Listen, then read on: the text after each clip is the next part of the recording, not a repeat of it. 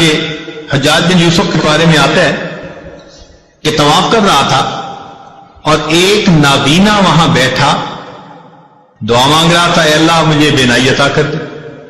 تو حجاج بن یوسف رکا اور اس نے اس کو ٹھوکر لگائی اور کہا بندے تجھے پتہ ہے میں کون ہوں؟ اس نے کہا نہیں۔ اس نے کہا میں حجاج بن یوسف ہوں۔ اب اس کے بارے میں مشہور تھا کہ یہ بہت ہی زیادہ سخت طبیعت کا بندہ ہے، جو کہہ دیتے ہیں نا وہ پورا کر دیتا ہے۔ چنانچہ اس کا نام سن کے اندھا گھبرا گیا کہ آج میرا کس سے واسطہ پڑ گیا۔ تو حجاج بن یوسف نے کہا کہ دیکھ میں طواف کر رہا ہوں، اگر میرا طواف مکمل ہونے تک تیری بینائی ٹھیک نہ ہوئی تو میں نے تیرے قتل کا حکم دے دینا ہے۔ اور اس نے ایک پولیس والا بھی ساتھ کھڑا کر دیا کہ یہ اندھا بھاگنے نہ پائے، اور خود طواف کرنے لگ گیا۔ اب تو جی اندھے کا حال عجیب، آنسو بھی گر رہے ہیں اور کانپ بھی رہا ہے اور دعا مانگ رہے، اللہ پہلے تو بینائی کا سوال تھا، اب تو میری زندگی کا سوال۔ ایسے تڑپ کے اس نے دعا مانگی۔ کہتے ہیں کہ حجاج بن یوسف جب واپس آیا اللہ نے اس کی بینائی عطا فرما دی۔ تو حجاج بن یوسف نے اس سے کہا کہ جیسے تم پہلے بیٹھے دعا مانگ رہے تھے نا، ساری عمر بیت اللہ کے سامنے اس طرح بیٹھ کے دعا مانگتے، تمہاری دعا قبول نہیں ہو سکتی تھی کیونکہ یہ زبان سے نکل رہی تھی، دل سے نہیں نکل رہی تھی۔ اب جب تمہیں اپنی جان کا خوف ہوا، اب تڑپ کے دل سے دعا مانگی، اور دل سے جو بات نکلتی ہے اثر رکھتی ہے، پر نہیں طاقت پرواز مگر رکھتی ہے۔ تو اس لیے دعا ہمیشہ انسان ایسے مانگے کہ تڑپ کے مانگے، دل سے دعا نکلے، پھر دیکھیں اس کے بعد اللہ رب العزت کی طرف سے کیسے رحمتیں ہوتی ہیں۔ ایک بات ذہن میں رکھنا کہ جو شرفاء ہوتے ہیں نا، سخی لوگ ہوتے ہیں، ان سے اگر کوئی تھوڑا بھی مانگے نا تو وہ اپنے مقام کے مناسب زیادہ دیتے ہیں۔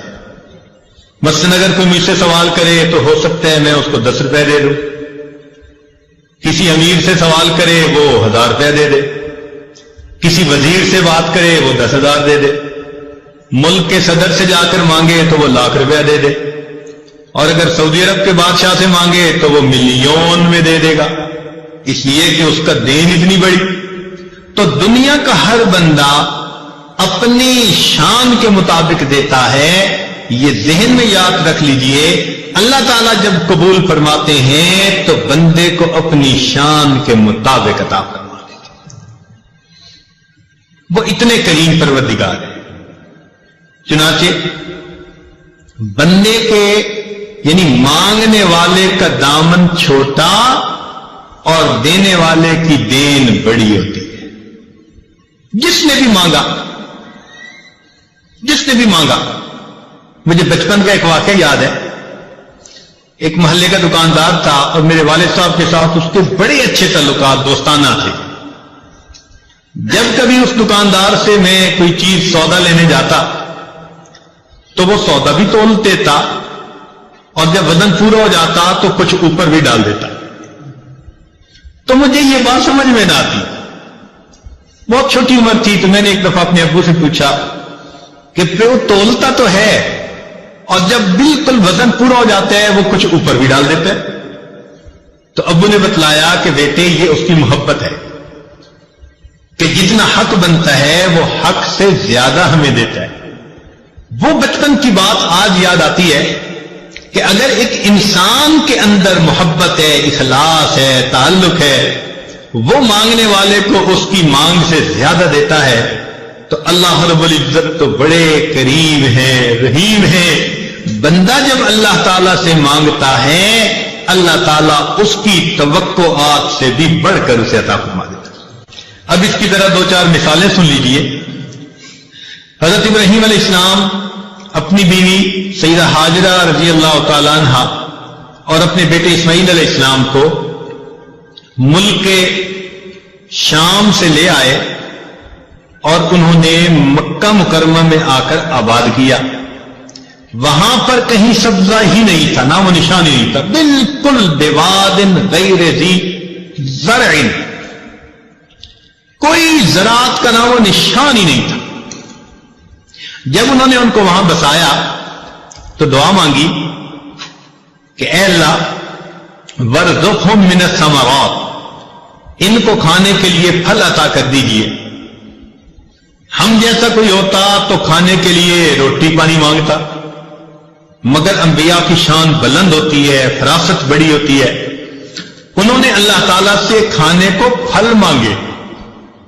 اب دیکھیے کہ اللہ تعالیٰ نے ان کی دعا کی قبولیت کا جہاں تذکرہ کیا تو وہاں ارشاد فرمایا یجبا الیہ ثمرات کل شیء، اے میرے پیارے ابراہیم، ہم اس جگہ ہر چیز کے پھل پہنچائیں گے۔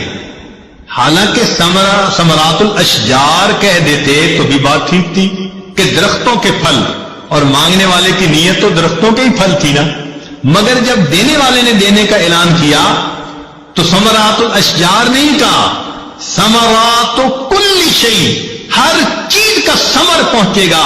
چنانچہ آج آپ دیکھیں کہ کھیتیوں کا ثمر سبزیاں ہیں، درختوں کا ثمر ان کے پھل ہیں، ملوں کا ثمر ان کا پروڈکٹ ہے، کسی کا ثمر کپڑا، کسی کا ثمر چینی، کسی کا ثمر پلاسٹک کی چیزیں۔ تو پوری دنیا میں جو ثمر بھی کہیں سے نکل رہا ہے اللہ تعالیٰ اس کو اس مکہ مکرمہ کے دیش میں پہنچا رہے ہیں۔ انسانوں کا ثمر ان کی اولاد ہوتی ہے، اور دیکھو انسان اپنی اولاد کو وہاں بھیجنے کے لیے دعائیں مانگے، وہ جی دعا کرو میرے بیٹے کا سعودی عرب میں کام بن جائے۔ ہم اپنے دل کے ثمر کو بھی وہاں بھیجنے کے لیے تیار۔ تو دیکھیے انہوں نے تو درختوں کے پھل مانگے، اللہ نے ہر چیز کا پھل اس جگہ پر پہنچا دی۔ دوسری مثال، بی بی آسیہ، فرعون کی بیوی، جب اس نے ایمان قبول کر لیا، فرعون کو پتا چلا تو اس نے پہلے وارننگ دی، اور جب اس کو پتا چلا کہ یہ پکی ہے تو اس نے کہا کہ دیکھ میں تمہیں اس محل سے ذلیل کر کے نکال دوں گا۔ چنانچہ کتابوں میں تفصیل لکھی ہے، اس نے اس کو بہت سخت سزائیں بھی دی اور بہت ہی بے عزت اور ذلیل کر کے گھر سے نکالا۔ عورت کے لیے گھر سے اس کو دھکا دے دیا جانا، اس سے بڑی سزا کوئی نہیں ہوتی۔ اس کو گھر والی کہتے ہیں نا، اور جب گھر والی کو بے گھر کر دیا جائے تو یہ اس کی زندگی کا سب سے بڑا صدمہ ہوتا ہے۔ چنانچہ اس ملکہ وقت کو اس نے اپنے محل سے ذلیل و رسوا کر کے نکال دیا۔ جب اس نے نکالا تو بی بی آسیہ نے اللہ سے دعا مانگی، رب ابن لی عندک بیتا فی الجنہ، اے اللہ مجھے اپنے قرب میں جنت کا گھر عطا کر دیجیے کہ اس جو ہے ظالم نے مجھے دنیا میں تو گھر سے نکال دیا، اے اللہ اس گھر کے بدلے میں جنت میں آپ کے قرب کا گھر چاہتی ہوں۔ اللہ تعالیٰ کو یہ دعا اتنی پسند آئی کہ قرآن مجید میں اس کا تذکرہ کیا۔ لیکن مزے کی بات بتائیں کہ مانگنے والی نے تو فقط گھر مانگا تھا، اور دینے والے نے گھر بھی دیا اور گھر والا بھی دے دیا۔ چنانچہ روح المعانی تفسیر میں لکھی ہے کہ جب خدیجہ کبریٰ رضی اللہ عنہا کی وفات ہونے لگی تو نبی علیہ السلام نے فرمایا کہ خدیجہ جب جنت میں جانا تو میری بیویوں کو سلام کہنا۔ تو وہ بڑی حیران، اے اللہ کے نبی صلی اللہ علیہ وسلم، میں دنیا میں آپ کی پہلی بیوی ہوں، جنت میں آپ کی بیویاں کون؟ تو نبی علیہ السلام نے فرمایا کہ اللہ تعالیٰ نے بی بی مریم اور آسیہ کو جنت میں میری بیویوں میں شمار فرما لیا۔ سبحان اللہ، مانگنے والی نے گھر مانگا تھا، دینے والے کی دین کتنی بڑی ہے، اللہ تعالیٰ اس کو اپنے محبوب جیسا خامد عطا فرما دیا۔